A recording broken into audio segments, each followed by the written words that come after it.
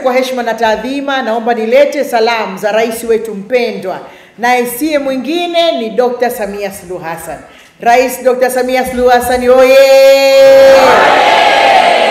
Ndugu zangu, leo hii tunatembea kifua mbele kwa sababu nchi yetu ina amani. Watu wameweza kusafiri, wamefika Ludewa. Nchi yetu ina umoja, sote tunaitana ndugu. Umoja, upendo, lakini ni kutokana na kiongozi mbeba maono, rais wetu ambaye yuko pale juu, na si mwingine ni Dr. Samia Suluhu Hassan. Dr. Samia Suluhu Hassan oye! Sote tunajua umuhimu wa mwaka huu. Sisi akina mama ni jeshi la Mama Samia. Sema sisi ni jeshi la Mama Samia. Sisi ni jeshi la Mama Samia. Mwambie jirani yako, sisi ni jeshi la Mama Samia. Sisi ni jeshi la Mama Samia. Kwa mujibu wa taratibu za chama chetu chama tawala, tunapaswa kuelezea umma mambo makubwa ambayo Chama cha Mapinduzi kimeyafanya. Mheshimiwa mbunge ameelezea hapa miradi, barabara, zahanati, madarasa. Kwa hiyo ni jukumu letu sisi katika ngazi ya mabalozi, katika ngazi za vitongoji kuelezea. Tuko pamoja? Huu mlaba, huu mgoe huku chini, ndugu zangu akina mama, ni wa kwetu.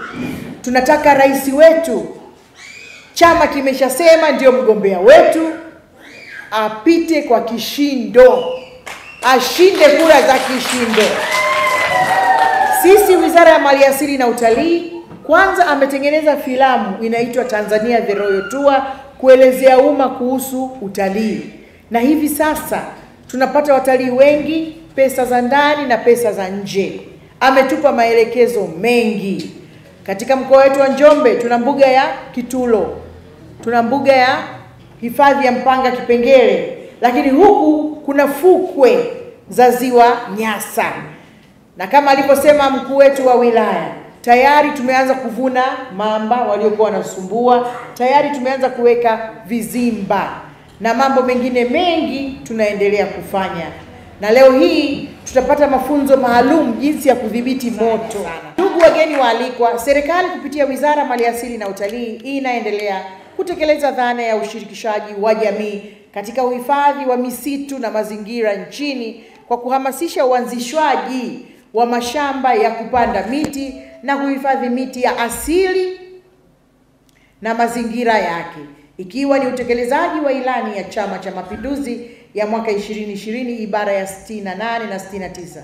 Sote tunatambua kwamba wilaya ya Ludewa ni moja ya maeneo muhimu kabisa katika uhifadhi wa maliasili na mazingira yake kutokana na uwepo wa maeneo mbalimbali yenye rasilimali asilia kama vile misitu ya Mdandu, Madenge, Sakaranyumo na mingine mingi iliyopo katika wilaya ya Ludewa ambayo ni vyanzo vikubwa vya maji na ufugaji nyuki. Hii misitu ya Livingstone ni vyanzo vya maji na ufugaji nyuki. Wageni waalikwa, uwepo wa maeneo haya yenye rasilimali za misitu ni miongoni mwa vigezo muhimu vinavyowezesha wananchi kunufaika na rasilimali hizo kupitia uwekezaji utakaofanyika.